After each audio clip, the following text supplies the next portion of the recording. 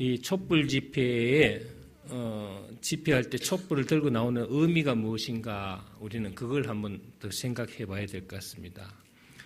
촛불은 자신의 몸을 태워서 주의를 밝히는 희생정신을 얘기하는 것이죠.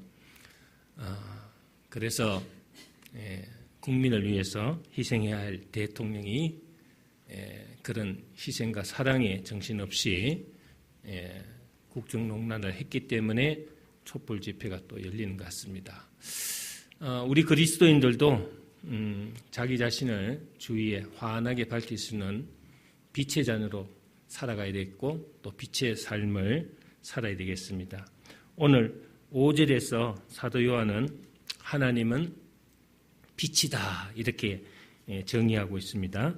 요한복음 1장 9절을 보면은 예수님을 참빛 곧 세상에 와서 각 사람을 비추어주는 빛이라 이렇게 소개하고 있습니다. 그리고 요한복음 8장 12절에도 주님은 나는 세상의 빛이라 이렇게 말씀하고 있습니다. 스칸디나비아의 겨울은 굉장히 길고 지루합니다. 겨울이 되면은 낮의 길이가 한 3시간밖에 되지 않습니다. 춥고 바람이 불고 음산합니다. 한참 일할 시간인데도 깜깜한 밤중이 되기 쉽습니다. 그래서 낮의 길이가 짧아서 햇빛을 보는 시간이 굉장히 짧고 또 비가 자주 내리고 구름 낀 날이 많은 나라일수록 우울증 환자가 많다고 그러죠. 신경통 또 환자가 많이 생긴다고 그럽니다. 그렇습니다.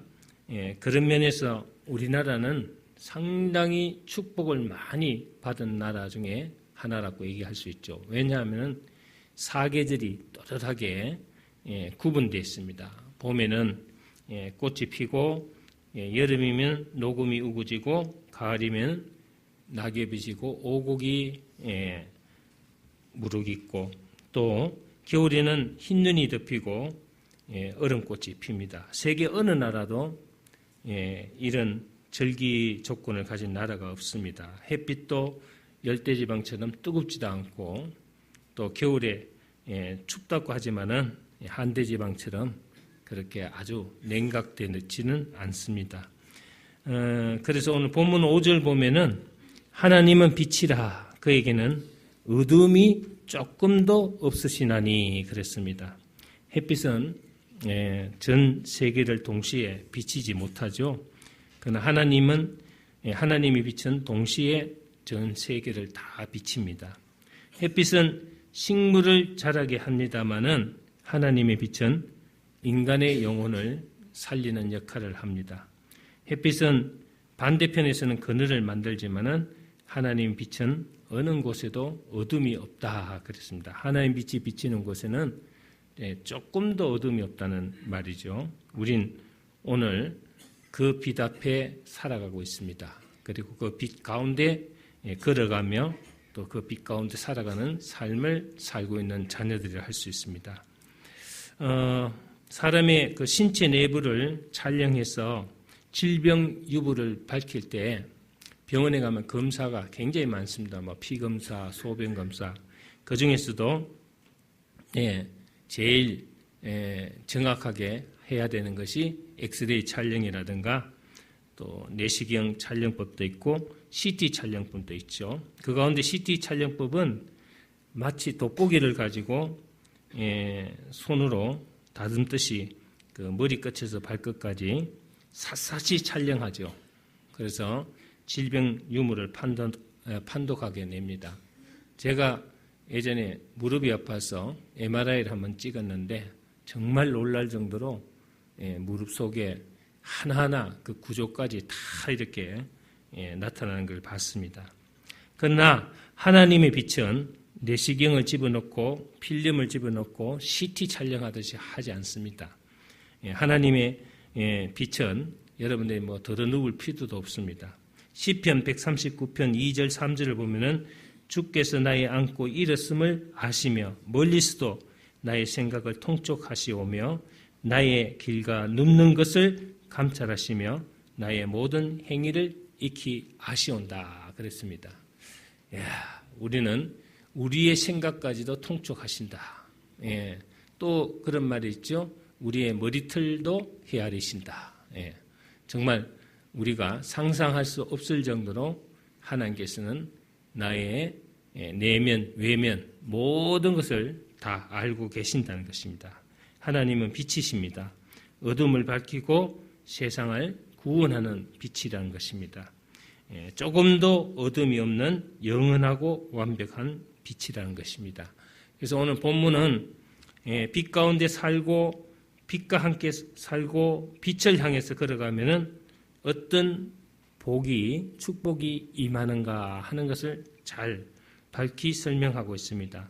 7절 이하를 보면은 빛 가운데로 살아가는 사람이 어떻게 되는가 하는 것을 잘 밝히고 있죠. 그래서 우리는 오늘 이 말씀을 통해 가지고 빛 가운데 살아가는 우리는 어떻게 살아야 될 것인가. 첫째는 바른 교제가 이루어진다 그랬습니다. 7절 보면은 우리도 빛 가운데 행하면 우리가 서로 사귐이 있고 그랬습니다. 이 사귐은 뭡니까? 바로 교제죠, 교제하는 겁니다. 바른 사귐이 있다 그랬습니다. 저는 실내 조명이 굉장히 밝은 것을 좋아합니다. 어떤 사람은 조명이 밝으면 눈을 못 뜨겠다. 그리고 뭐 잠이 잘 안 온다. 또 뭐 조명이 밝으면은 민낯이 드러나서 싫다. 뭐 이런 사람도 많은데 하여튼 교회도 가정도 식당도 심지어는 카페도 저는 들어가면은 밝은 데를 찾습니다. 카페 들어가면은 뭐 아주 캄캄한 데 앉아가지고 있는 사람들이 있는데 별로 안 좋게 보입니다. 그렇습니다. 창밖으로 하늘과 산과 바다가 또 강과 나무가 보이면 더 좋습니다.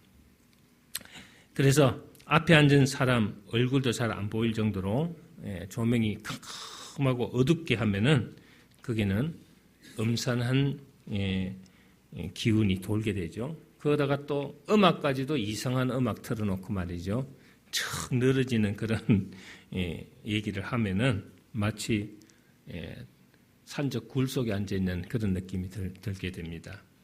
하여튼 대부분의 범죄나 강력 사건은 한낮에 일어나지 않고 언제 일어납니까? 밤에 잘 일어나죠. 그래서 우리는 밝은 것을 좋아하고 빛을 따라 살아야 되지 컴컴한 어둠을 따라서 사는 것은 좋지가 않다. 일반적으로 여성의 80%는 갱년기 현상으로 우울증을 앓는다고 합니다. 여러분들이 갱년기 때는 건드리지 마라. 그러죠? 아이들이 사춘기 앓듯이 사춘기 때는 아이들 못 건드립니다. 또 여성분들이 나이가 좀 들면은 중년이 되면서 사춘기가 아니고 뭐예요? 사축이죠. 사축기를 겪게 됩니다. 그럴 때는 또 사춘기 겪는 아이들처럼 건드리지 마라 하는 거죠. 우울증이 심해지고 가슴이 답답하고 울고 싶고 막 그냥 고충에서 뛰어내리든지 뭐 획기적인 어떤 변화가 좀 있었으면 좋겠다.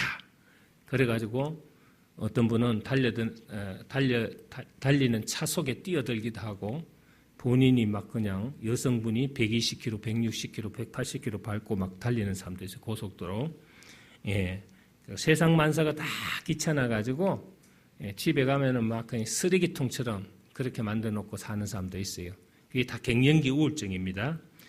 감기 걸린 것처럼 열이 오르고 밤이면은 불면증으로 시달리고요. 여성에 비해서 비율은 적지만은 남성 우울증도 비슷해요. 남성도요.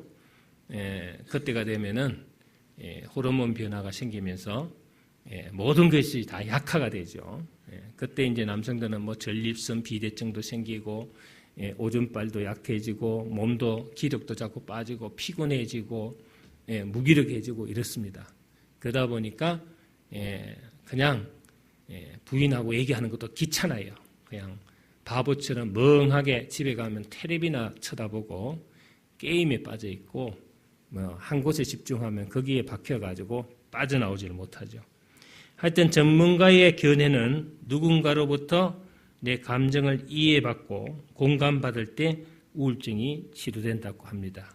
다시 말하면 격이 없이 만나서 위로해주고 인정해주는 사람의 관계가 우울증을 치료하는 가장 좋은 관계다. 그래서 이럴 때 가족들이 내 마음을 압니까? 모르죠. 오히려 전혀 모르는 사람이 위로가 될 때가 있어요. 전혀 정말 생명부지인 사람이 내 얘기를 진지하게 들어주고 짜증내지 않고 공감해주고 이해해주고 이럴 때가 많다 이거죠. 그렇기 때문에 굉장히 중요한 겁니다. 여러분들이 격이 없이 대화를 나누고 서로 공감대를 형성하는 것이 우울증을 치료할 수 있다. 그런데 우울증 환자끼리 살면 어떻게 됐어요? 예? 그거는 그 집안이 공동묘지가 되는 겁니다. 그런데 아내도 지금 갱년기에 들었고 남편도 지금 중년기에 들어가지고 아주 둘 다 짜증내고 신경질 내고 한마디 하면 100마디 하고 막 이러면은 공동묘지가 되는 거예요. 하여튼 우울증 환자는 음악이나 드라마나 영화도 음산하고 비극적인 거, 삼각관계 이런 건 좋지 않아요. 코미디 프로 같은 밝고 경쾌한 것이 좋습니다. 집에도 여러분들이 카팅 자꾸 치고 조명도 어둡게 하고 자꾸 침침하게 하는 건 안 좋습니다. 카팅도 밝은 색깔, 낮에는 햇빛을 많이 보고요.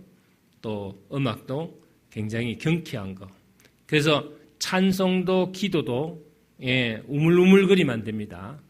이 우울증 치료하려면은 제가 요즘 음악 치료를 하고 있는데 우리 지휘자님 도움을 받아가지고 우울증 걸리거나 영적으로 어두운 사람들한테는 밝은 음악, 아주 제가 뭐 고상하고 뭐 좋은 음악 자꾸 가르치라는 게 아닙니다. 하여튼 막 춤추고 그냥 경쾌한 음악을 막 기쁘게 하다 보니까 우울증 치료가 많이 되고 영적으로 잡혀있는 애들이 밝아지면서 치료가 되는 것을 경험하고 있어요. 하여튼 그렇습니다. 찬송도 기도도 성경도 소리 내거나 부르고 읽어야 합니다. 기도도 큰 소리로 발성 기도를 많이 해야 되고 그렇습니다. 그러면 여러분들이 속에 있는 하가 풀리면서 또 그 안에 있는 열이 빠져나가면서 좋아지는 것을 느낄 수 있죠. 중요한 것은 우리에게 빛 대신 하나님이 날마다 시간마다 어디서나 함께 계신다는 것을 알고 여러분들이 그 주님 가운데 살아가는 삶이 되어야 되겠다.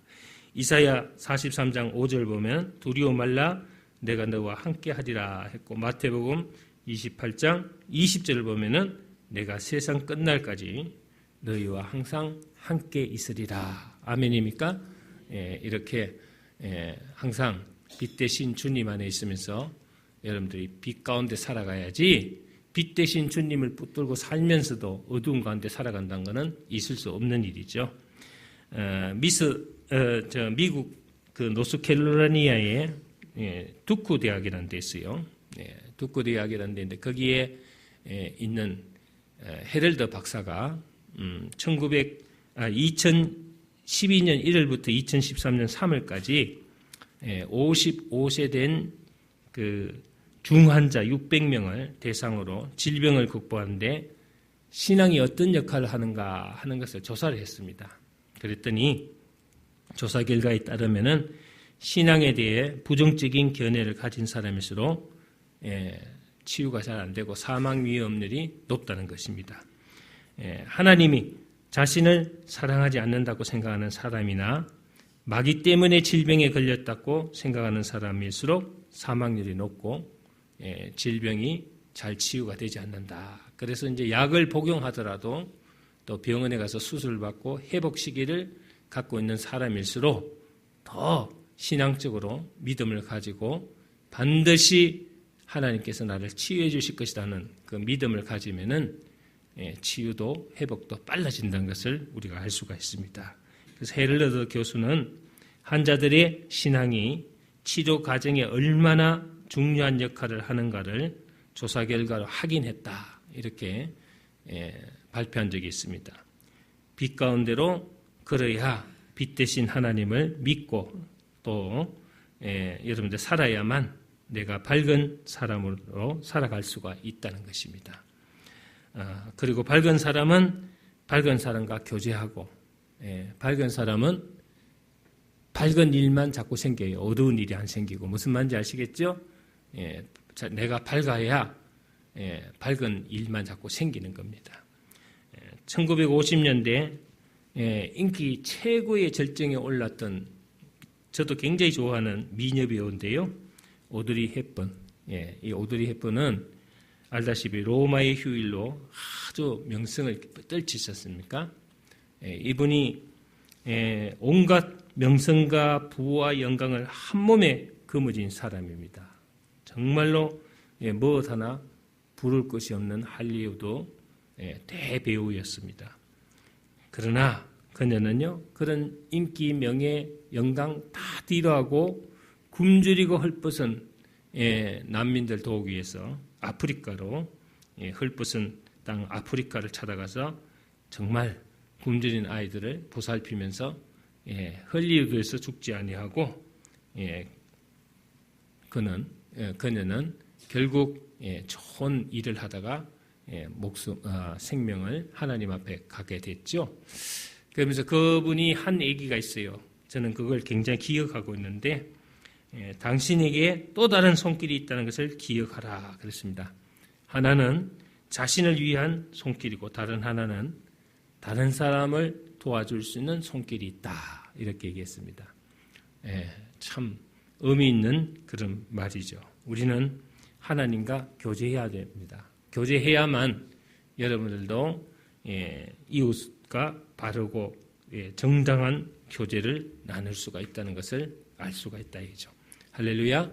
하나님과 바른 교제를 하지 않는 사람은 이웃과 교제도 여러분들이 잘 이루어지지 않습니다. 하나님과의 교제가 바르게 이루어졌을 때 이웃과의 교제도 바르게 이루어질 수 있다. 자, 7절 보면은 그 아들 예수의 피가 그 아들 예수의 피가 우리를 모든 죄에서 깨끗하게 하실 것이요. 그렇습니다. 할렐루야. 그런데 이제 우리가 예수를 믿고 예수의 피로 죄사함을 받았는데 왜 빨리 깨끗해지지 않고 옛날 악습이 자꾸 살아나느냐 이런 얘기 하는 사람들이 있죠. 그런 사람은 히브리서 9장 22절을 보면은 피 흘림이 없은즉 사함이 없느니라 그랬습니다. 여러분들 예수님이 우리를 위해서 피를 흘리 주신 것처럼 여러분들도 피 흘림을 가지고 끝까지 대항을 해야 되겠죠. 그래서 구약시대 사람이 지은 죄를 사함받으려면은 짐승을 잡아서 그 피로 제사를 드렸어요. 그래서 대개 이제 짐승을 잡을 때 내 죄가 다 여기 들어갔느라 하고 그 죄가 들어간 짐승을 이제 잡아서 불에 태우는 것이 구약 제사 방법이죠. 그런데 신약에 들어서 예수님이 짐승의 피 대신 예수님이 대신 죽으시고 그 피로 우리 죄를 사해줬다 그랬습니다. 그래서 히브리서 9장 12절 보면은 염소와 송아지 피로 아니하고 오직 자기 피로 영원한 속죄를 이루사 단번에 성소에 들어가셨느니라. 아멘입니까? 여러분 믿으시길 바랍니다. 내가 예수를 믿으면 그 피로 그 피의 공로로 제사함을 받게 됩니다. 그렇기 때문에 내 공로로 우리는 구원을 이룰 수가 없고 누구의 공로로? 예수의 공로로 그렇습니다. 인간은 유한한 존재여서 자신의 힘으로는 자신의 문제를 절대 풀지 못합니다. 병을 고치기 위해서 병원에 가고 또 자동차를 고치기 위해서 공장에 가야 합니다. 그것처럼 우리 인간이 자신의 영혼의 죄를 고치기 위해서는 또 치유하기 위해서는 반드시 예수의 피로 사함을 받아야 되기 때문에 교회에 나오고 예수님을 만나야 한다는 것을 명심하시길 바랍니다. 9절 보세요. 9절 보시면은 만일 우리가 죄를 자백하면은 그는 무엇을 그렇습니까? 미쁘시고 의로우사 우리 죄를 사하시며 우리를 모든 불의에 깨끗하게 하실 것이요. 아멘입니까?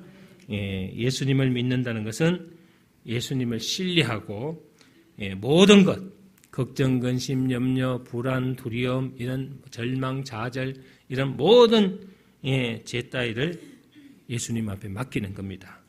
평소 걱정을 많이 하는 사람일수록 그 걱정거리가 실제 사항이 됐을 때 전혀 대처 능력이 없다고 합니다. 그러니까 어떤 사람이 대처 능력을 가졌느냐 하면은 어떤 걱정, 근심거리가 있고 불안거리가 있더라도 예수님께 맡기고 덤덤한 사람들, 이런 사람들이 대처 능력도 많이 뛰어났다고 합니다. 믿음이 없는 사람들은 이 대처 능력이 없죠. 조금만 불안한 일이 생기면은 그냥 넘어갑니다. 조금만 가정이나 직장이나 사업장에 문제거리가 생기면은 한숨을 깊게 쉬고 그냥 다 망하고 파산한 것처럼 절망하고 좌절하게 되죠. 그러나 믿음이 있는 사람은 맡길 곳이 있기 때문에 기도하고 염려하지 않습니다. 그렇기 때문에 여러분들이 불안에 뜬다고 문제나 걱정이 떠나지 않습니다. 발등을 찍고 손가락을 자른다고 해서 죄가 물러가는 것이 아닙니다. 하나님께 내가 죄인임을 고백해야 됩니다. 그리고 예수님을 믿는다고 큰 소리로 여러분들 고백해야 됩니다. 여러분들 예수님 믿습니다 이게 아니고요. 예수님 제가 얼마나 주님을 사랑하는 줄 아시죠? 여러분들 사랑의 고백을 하는 겁니다. 사랑의 고백. 아시겠죠? 그게 바로 믿음의 고백입니다. 안 믿어진 걸 억지로 믿으려고 믿습니다 해봐야 소용없어요. 여러분들이 얼마나 빛 가운데 살면서 주님을 사랑하는가 하는 것을 고백하는 것이 바로 믿음의 고백이다. 모리스 장드롱이라는 사람이 있어요. 발음이 잘 안 나오는데 불란서 발음 장드롱. 장폴 베르만드가 아니고 장드롱입니다. 20세기가 낳은 10대 첼리리스트 중에 한 사람입니다. 그는 1920년 프랑스 리스에서 태어났습니다. 그때만 해도 뭐 카세트나 뭐 TV나 뭐 또 이런 MP3 뭐 이런 게 없었기 때문에 악보만 들여다보면서 그는 연습을 또 하고 또 연습을 했습니다. 어느 날 피카소를 만나서 저에게 가장 중요한 것은 첼로입니다. 선생님이 저를 위해서 첼로 그림을 하나 그려주지 않겠습니까? 이렇게 부탁을 했습니다. 피카소가 흔쾌히 승낙했습니다. 좋습니다. 그려드리겠습니다. 그랬습니다. 그래서 이제 이 장드롱이 몇 번 피카소를 만났는데 피카소가 못 본 채예요. 분명히 자기가 부탁을 했는데 뭐 첼로 그림에 대한 이야기가 이런 방구도 없어요. 그래서 잊어버렸는갑다. 뭐 내가 부탁한 거 잘 기억 못하는갑다. 저 사람이 내 말은 성의 없이 무시하고 넘어가는구나. 뭐 이런 여러 가지 오해를 했어요. 그러고 이제 몇 번 만나다가 뭐 아무 소리 없기 때문에 그냥 지나가 버렸어요.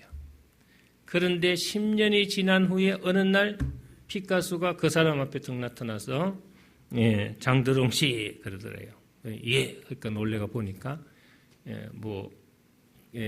도화지 하나 이렇게 톡 손에 쥐어주더래요. 그래서 이게 뭡니까? 그러니까 당신이 첼로 그림을 그려달라고 하는 말을 듣고 내가 10년 동안 하루도 안 빠지고 이거 그리려고 머리털이 다 빠졌대요. 머리에. 야, 여러분 장드롱도 피카소도 연습에 해가지고 그래 거장이 된 거예요. 그냥 되는 게 아니더라고요. 실제로 있었던 일입니다. 내가 꾸며낸 얘기가 아니고 피카소가 10년 동안 장드롱의 부탁을 듣고 하루도 빠짐없이 그림을 그려서 10년 만에 자기가 드디어 흡족한 그림을 그려서 장도령에게 건네줬다는 일화가 있어요. 또 장도령은요, 그 첼로에 완전히 빠져가지고 훈련에 연습에 그래가지고 세상에서 가장 유명한 20세기가 나온 10대 첼로리스트 중에 한 사람이 됐다는 거예요. 여러분, 그냥 되는 게 아닙니다. 성가대도 안심하시기 바랍니다. 음치라도 괜찮습니다. 연습에 무조건 오래만 붙어 있으면 다 되게 돼 있어요. 다 잘하게 돼 있으니까 걱정하지 마십시오. 나는 음악 실력이 부족하고 뭐가 어떠고 저쩌고 그런 마음 갖지 않을 때예요. 자꾸 부르다 보면은 유명한 성악가가 되는 거예요. 뭐 달리 되는 게 아닙니다. 빛이신 하나님을 향해 가는 것도 우리가 바로 신앙생활을 잘하는 거라고 할 수 있습니다. 신앙생활 하는 길이라고 또 할 수도 있습니다. 험할 수도 있고 거칠 수도 있습니다. 가파른 언덕이어서 숨이 찰 수도 있고 비탈길일 수도 또 넘어질 수도 있다는 겁니다. 그러나 우리는 그 길을 걸어가야 합니다. 우리 찬송가에도 태산을 넘고 흥곡을 지나 빛을 향해 걸어가는 찬송이 있죠. 그 몇 장이죠? 태산을 넘어 흥곡에 가도. 우리 한번 불러볼까요? 태산을 넘어 흥곡에 가도 빛 가운데로 걸어가며 몇 장에 있어요? 께서 항상 지키 70장입니다. 변치 않는 몇 장? 445장? 영광 하늘의 영광 나의 중앙 445장입니다. 차고도 넘쳐 할렐루야를 힘차게 불러 영원히 주를 찬양할 캄캄한 밤에 다닐지라도 주께서 나의 길 되시고 나에게 밝은 빛이 되시니 길 잃어버릴 염려 없네. 아멘. 하늘의 영광 나의 맘속에 차고도 넘쳐 할렐루야를 힘차게 불러 영원히 주를 찬양하리. 강명한 그 빛 마음에 받아 찬란한 천국 바라보고 할렐루야를 힘차게 불러 날마다 빛에 걸어가리. 하늘의 영광 나의 맘속에 차고도 넘쳐 할렐루야를 힘차게 불러 영원히 주를 찬양하리. 할렐루야. 이 사람 손잡고 어두운 쪽으로 가지 마시고 빛을 향해 갑시다. 다시 한번 얘기합니다. 어두운 쪽으로 가지 마시고 빛을 향해 갑시다. 아멘입니까? 우리는 빛을 향해 가고 있는 사람, 우리는 빛 가운데 살아가는 사람들입니다. 중단하지 않고 멈추지 않아야 되겠습니다. 병실에서 임종을 기다리는 집사님이 계셨어요. 너무 아프다는 거예요. 목사님, 그냥 빨리 숨 거뒀으면 좋겠대요. 얼마나 아프면 그러겠어요. 그래서 제가 그 집사님한테 얘기했습니다. 집사님, 천국을 바라보십시오. 그리고 주님의 십자가를 바라보세요. 다른 것 절대로 바라보지 마시고 이제 조금 있으면 주님 오시는 거 보일 겁니다. 그러면 모든 고통도 아픔도 다 사라집니다. 그랬더니요. 아멘 그러더라고. 아멘. 아멘 하고 나서 잠자듯이 잠들어가 자다가 제가 다녀간 대로 6시간 뒤에 사망을 했더라고요. 주님한테 간 거예요. 여러분, 이 땅에 어떤 고통과 아픔과 슬픔이 있더라도 여러분들이 빛 가운데 살고 빛 가운데로 걸어가면은 그 모든 것은 다 예수의 이름으로 사라질 줄 믿습니다. 어떠한 일이 있어도 주저하지 말고 포기하지 말고 빛을 향해서 걸어가는 여러분 되시기를 주의 이름으로 축원합니다. 기도하겠습니다.